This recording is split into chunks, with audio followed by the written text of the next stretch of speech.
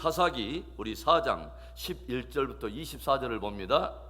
모세의 장인 호밥의 자손 중 겐사람 헤벨이 자기 족속을 떠나 게데스에 가까운 사하나님 상수리 나무 곁에 이르러 장막을 쳤더라.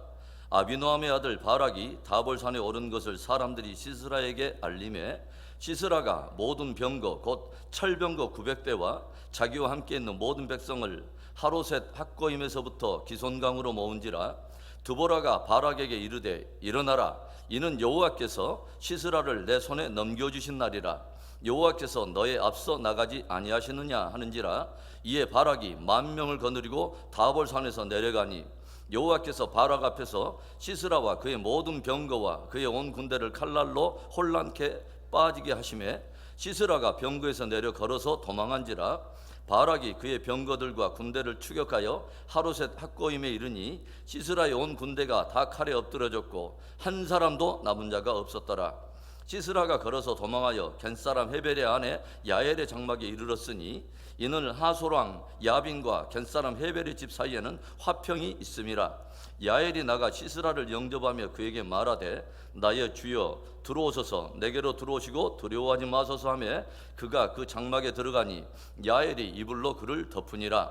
시스라가 그에게 말하되 청하노니 내게 물을 조금 마시게 하라. 내가 목이 마르다 하며 우유 부대를 열어 그에게 마시게 하고 그를 덮으니 그가 또 이르되 장막문에 섰다가 만일 사람이 와서 내게 묻기를 여기 어떤 사람이 있느냐 하거든 너는 없다 하라 하고 그가 깊이 잠드니 헤벨의 아내 야엘이 장막 말뚝을 가지고 손에 방망이를 들고 그에게로 가만히 가서 말뚝을 그의 간자놀이에 박음에 말뚝이 꿰뚫고 땅에 박히니 그가 기절하여 죽으니라.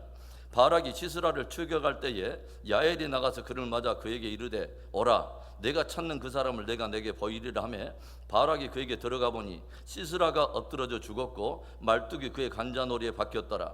이와 같이 이날에 하나님이 가나안 왕 야빈을 이스라엘 자손 앞에 굴복하게 하신지라. 이스라엘 자손의 손이 가나안 왕 야빈을 점점 더 눌러서 마침내 가나안 왕 야빈을 진멸하였더라. 계속되는 이스라엘 백성들의 배도와 배교에도 불구하고 저들이 다시금 온전히 마음을 돌이켜 하나님께 부르짖을 때 또 다시 은혜를 베푸시는 하나님의 긍휼, 바로 이것이 사사기의 가장 탁월한 주제일 것입니다. 모압의 압제 속에서 이스라엘이 부르짖을 때 왼손잡이인 사사인 에웃을 일으켜서 저들을 구원해 주시지만 또다시 불순종하며 배교와 배도의 길을 걷는 이스라엘 백성들, 하나님께서 이번에는 그 이스라엘 백성들을 북방 하솔 땅을 다스리는 야빈 왕에게 붙여서 심판적 징계를 집행하십니다. 야빈 왕은 당대에 철병거를 무려 900대나 보유하고 있는 막강한 힘을 가지고 있는 왕이었고 바로 이 야빈 왕이 휘두르는 철권 통치 아래서 20년간을 압제와 학대를 당하게 되죠. 깊어가는 압제와 학대의 고통 속에서 이스라엘 백성들은 다시금 마음을 돌이키고 하나님을 간절히 부르짖기 시작하고 이에 하나님께서는 랍비돗의 아내인 여선지자 드보라에게 이스라엘 향한 당신의 말씀을 들려주시고 그 말씀을 따라 이스라엘 군대 장관으로 세워진 바락은 납달리와 스불론 지파 가운데 1만 군사를 일으켜서 마침내 전쟁이 벌어지고 있는 게데스를 향해서 나아갑니다. 여러분, 모든 전쟁은 여호와께 속해 있습니다. 모든 전쟁의 승패 주권이 하나님께 달려있다는 것이죠.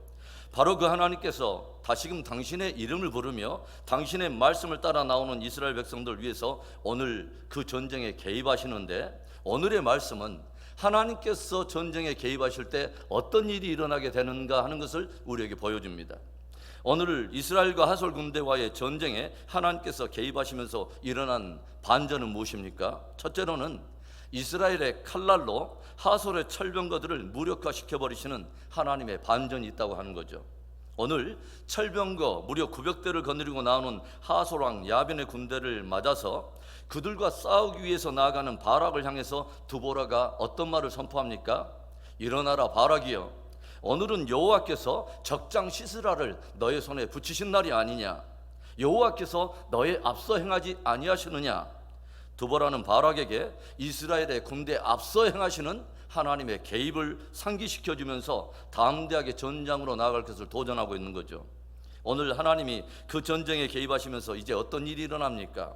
15절의 말씀, 여호와께서 바락 앞에서 시스라와 그의 모든 병거와 그의 온 군대를 칼날로 혼란케 빠지게 하심에 시스라가 병거에서 내려 걸어서 도망한지라.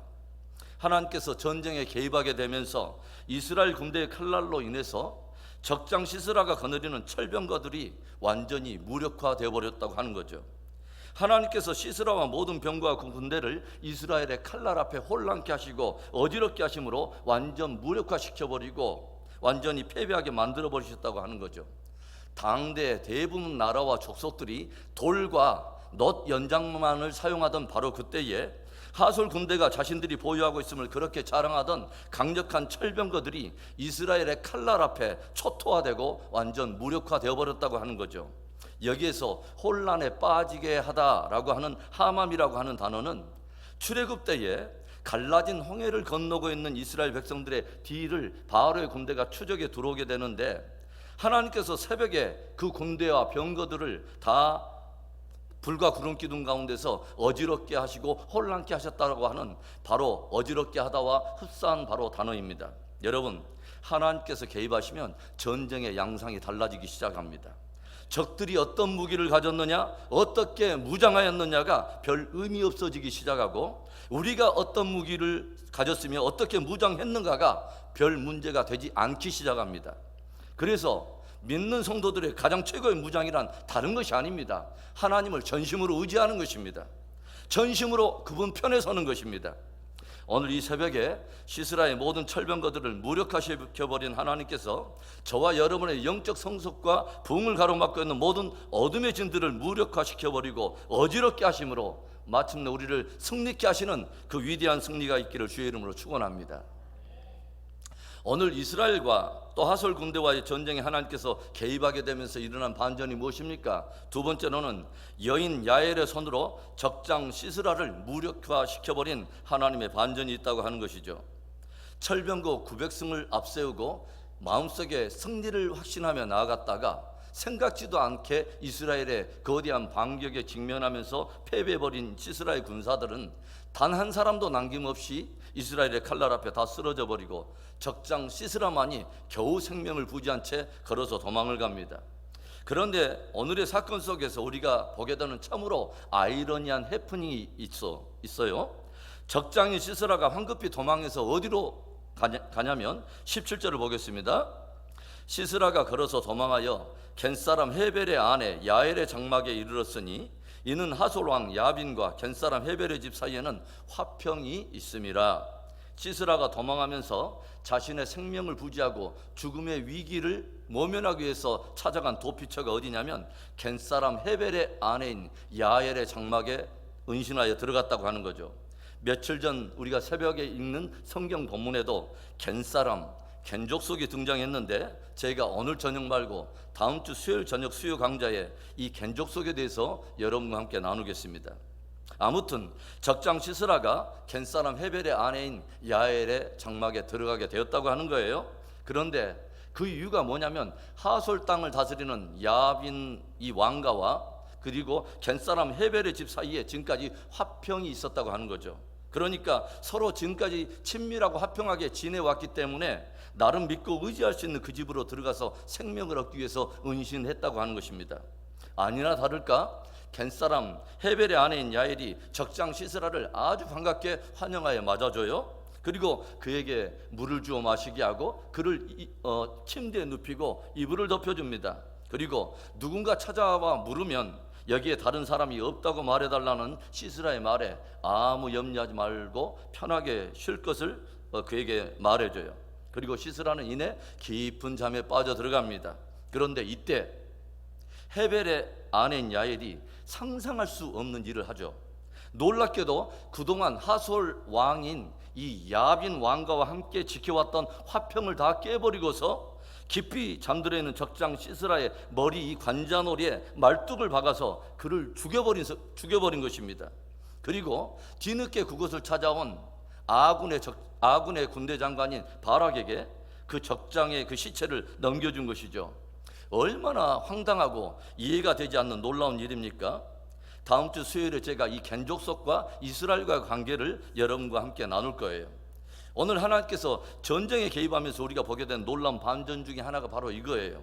하나님께서 적장 시스라를 지극히 연약한 여인에 의해서 무력화시켜 버렸다고 하는 거예요. 적장 시스라의 생명을 연약한 여인에게 붙이심으로 저를 제거해 버리신 것입니다. 하나님께서 하시고자만 하시면 지극히 작은 자로 하여금 적장의 생명을 취하게 하시고, 하나님이 하시고자 하시면 지극히 부족한 자로 하여금 대적의 전략을 무력화시켜 버리기도 하시고 이기게 하신다는 거죠. 80세가 갓 넘어버린 모세도 강력하게 붙드셔서 애굽왕 바로가 저를 두려워하게 하시고 온 애굽이 그를 두려워하게 하실 뿐만 아니라 200만이 넘는 이스라엘 백성들을 인도해내는 지도자로 세우시고 쓰시는 분이 하나님이십니다. 그가 누구냐 하는 것보다 훨씬 더 중요한 것은 누가 그를 붙들고 있느냐가 관건인 거예요. 지극히 연약한 여인을 통해 적장 시스라를 무력화시켜 버리신 하나님, 오늘 그 하나님께서 저와 여러분을 통해서 어둠의 진을 다 무력화시켜 버리고 우리의 삶과 신앙에서 승리 있게 하실 것을 믿습니다. 오늘 이스라엘과 하솔 군대와의 전쟁에 하나님께서 개입하시면서 일어난 반전이 뭐예요? 마지막 세 번째는 모든 것을 사용해서, 모든 것을 합력해서 당신의 뜻을 이루고야 마시는 하나님의 반전입니다.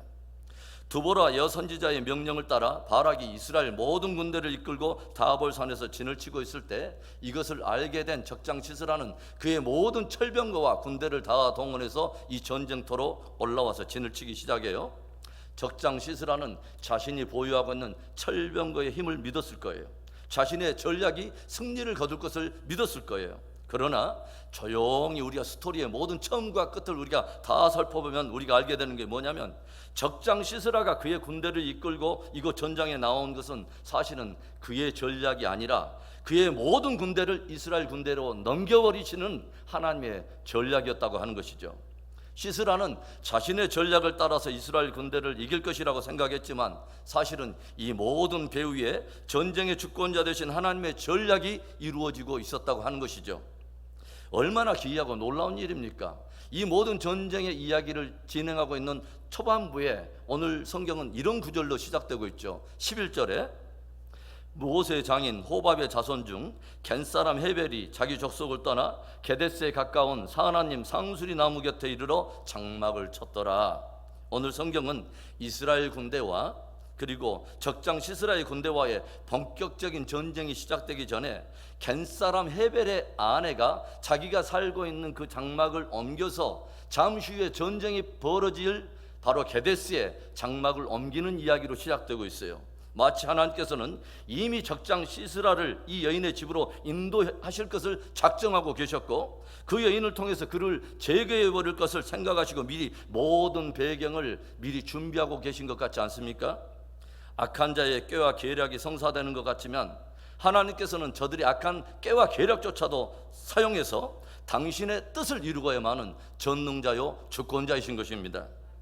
사탄은 십자가로 예수님을 못 박음으로 자신의 뜻을 이루었다고 생각하지만 하나님은 그 십자가를 통해서 온 인류를 구원하시는 당신의 뜻을 이루시고 사단의 모든 권세를 다 초토화시키고 무력화시켜 버리셨습니다.